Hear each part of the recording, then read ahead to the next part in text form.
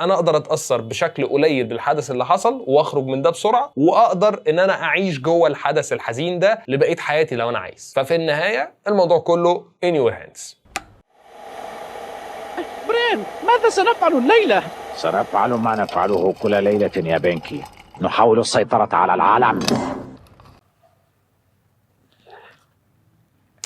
بابونج. المهم، السلام والرحمه، ويا رب صبحنا وربحنا. انا حزين قوي يا جماعه، انا حزين قوي، ويعني ما اعرفش ليه. يعني لا والله بجد ما اعرفش ليه. يعني حاسس ان الموضوع يعني دايما قعدت فتره طويله قوي مكتئب، وقعدت فتره متسحول في الدنيا، مش قادر افهم هو انا ليه مش مبسوط زيهم. يعني هل مثلا هم اغنى؟ لا والله مش اغنى ولا حاجه. طب هم احسن مني في حاجه؟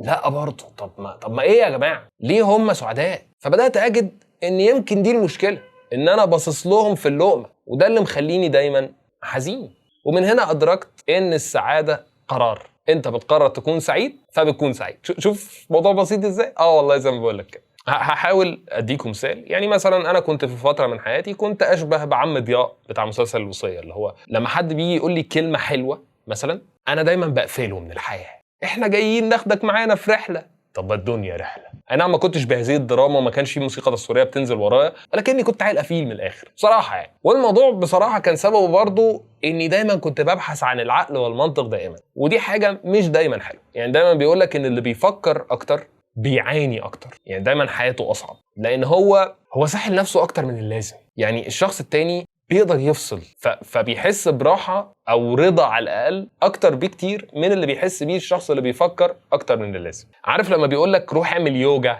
روح صلي، الحاجات دي كلها هي ميزتها انك لو قدرت تعملها باتقان فانت بتنفصل عن ارض الواقع. بتنفصل مش عشان تضيع وقت، مش زي الافلام، مش زي المسلسلات، مش زي الحاجات دي اللي هي اصلا غالبا لما بتخرج منها بتتصدم. لا، الصلاه والحاجات اللي زي كده بتريحك نفسيا، لان هي لو انت متعصب ومعرفش ايه وبتاع، بتقعد هنا بتكرر الخطوات اللي احنا عارفينها، بتفكر في إلهك الواحد، بتسمع الصمت حواليك، ما فيش حد بيطلع صوت عالي، ما فيش اي مشاكل اجتماعيه بتحصل في القعده اللي احنا قاعدينها دي، ما فيش اي حاجه بتحصل غير ان انت بتفصل دماغك، شد الفيشه. في هذا الوقت انت قادر انك تبقى شخص راضي عن حالك، يعني فاهم، قادر انك تستمتع باللحظه. ويمكن ده برضو يعني بينعكس على أسباب ليه الجيل بتاعنا هو أقل سعادة من الأجيال اللي فاتت، وده لأن الحياة بقت مليانة تفاصيل أكتر بكتير. كمان الأجيال الجديدة بقت بتفكر أسرع أو بتوصل للنضوج بدري، فهم حتى ما بيعيشوش فترة الطفولة. عارفين انتوا الطفولة اللي هي الساذجة اللي انت ما بتعملش حاجة في حياتك؟ يعني أنا أتذكر طفولتي الجميلة واللي كنت فيها شخص مفكر برضو. كنت بروح بخلص الواجب في الأتوبيس عشان أتفرج على التلفزيون في البيت بس.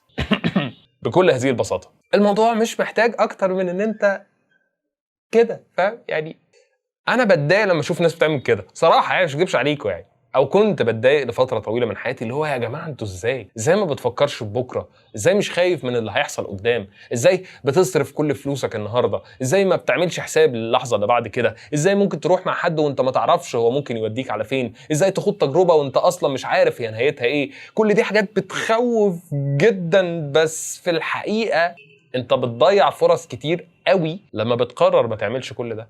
لما بتقرر انك ما تخرجش مع حد عشان خايف ان هو ممكن يخطفك، جس وات، هو لو خرجك خروجه صح هتنبسط، لو خطفك وقدرت ان شاء الله انك ترجع يعني في يوم من الايام هيبقى عندك قصه تحكيها وتنبسط برضه. فانت عارف يعني حتى المصيبه بتجيب لك ذكرى حلوه. بس يعني مش عارف والله، يعني انا بحس برضه ان الاكتئاب احيانا بيكون مفيد. يعني انا عملت حلقه عن الوحده والاكتئاب والحاجات دي، احيانا بيكون الموضوع مفيد لان ساعتها بيكون عندك مساحه من الفراغ، المساحه دي بتفتح لك ابواب للابداع بشكل ما. يعني حتى هتلاقي ان كل المبدعين زي ما قلنا قبل كده اغلبهم انطوائيين، عندهم حالات اكتئاب دائمه، ايقاع حياتهم بيوديهم للحته دي، او الفراغ اللي بيعيشوه او الحاجات اللي زي كده، لان الحته البعد عن البشر هو اللي بيخليك تطلع حاجه ما بيستخدمهاش البشر، فبتكون حاجه مش معتاده، فبتكون ابداع، فاهم؟ فبحب برضه الكتاب احيانا، ويعني والله غصب عني لازم بخش كده فتره، يعني كل شهرين كده اخش اسبوع، يعني عارف زي المصيف كده، عارف انتوا بتطلعوا في الويك اندز، تروحوا المصيف وبتاع، انا بقى الويك اندز بتاعتي بتبقى في البيت مكتئب عشان اطلع كرييشن اطلع بيه حلقات بعد كده، فاهم حاجه؟ هي دي حياتي يعني بصراحه، ما اكدبش عليك. وخلي بالكوا ده ايقاع حلو جدا، يعني انا في الاول ما كنتش كده، انا كنت ببقى الشهر اهو 30 يوم، 16 يوم اكتئاب و14 يوم شغل، نصه اكتئاب ونص شغل. انا دلوقتي في يعني ايه في البيك بتاعتي، لو انا بكتئب 5-6 ايام في الشهر، طب ما ده خير وبركه، وبعدين بيطلعوا لي شغل برضه زي ما بقول لك. فالاكتئاب احيانا برضه بيبقى في حته كده اللي هو والله في حاجه يعني. بس برضه انت لازم تختار انك تكون سعيد. والله العظيم انا ما بشحت، انا جاي من قناه يوتيوب تانية والدنيا جت عليا، كل اللي عايزه منك سبسكرايب وكومنت وشير، وهنيئا لك يا فاعل الخير، يا رب يا رب. ازاي تختار انك تكون سعيد؟ اول حاجه ما تركزش مع حاجه، ما تركزش في المطلق، يعني ما تركزش مع حد مبدئيا، لانك لما تركز مع حد هتحس دايما ان هو احسن منك في حاجه، فهتحس بالنقص فهتتضايق. ما تركزش مع حالك، لانك لو ركزت مع حالك هتخاف انك تصرف، هتخاف انك تموت، هتخاف ان يحصل لك حاجه، فهتحذر وهتبطل تتحرك فهتتضايق. فالموضوع بيحتاج ان انت ما تركزش، اللي هو كما يقولونه في المصطلح الشعبي فسي دماغك. في الاول الموضوع بيكون صعب، انا كنت شايف انه مستحيل، يعني انا ما اعرفش يعني ايه اصلا تفسي دماغك، يعني ايه اصلا دي شغاله 24 ساعه، دي ما بتعطلش، دي ما شغاله مش بتنام. بعدين اكتشفت اني بعرف افصلها والله، يعني لما ببقى عايز، وبرضه من خلال الايه الصلاه والحاجات، التامل في خلق الله وحاجات زي كده، بقيت بعرف ان انا انبسط في لحظات من الصمت، فاهم قصدي؟ او اني اخلي تفكيري اللي ما بيوقفش تافه، اوديه لحته تافهه شويه فاملى برضه، بس في نفس الوقت بكون مبسوط شويه، فدي حته برضه. بس في النهايه انا اللي بختار.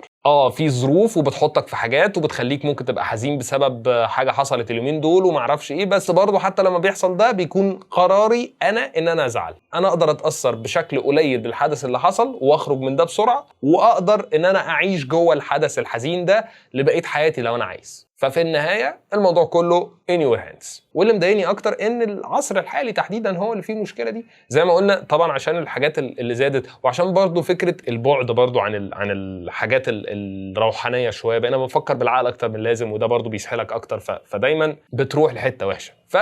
الاكتئاب بقى موضه زي ما بيقولوا يعني، وده اللي هنختم بيه الحلقه، موضوع موضة الاكتئاب. وهو مش الاكتئاب قوي يعني، حتى بيقول لك دايما ان الحزن هو اللي بقى موضة اكتر. فهنسترجع لقول صلاح جاهين برضو في رباعية من رباعياته الرائعة، كان بيقول لك يا سيدي: يا حزين يا تحت بحر الضياع، حزين انا زيك وايه مستطاع. الحزن ما بقالوش جلال يا جدع، الحزن زي البرد، الحزن زي الصداع.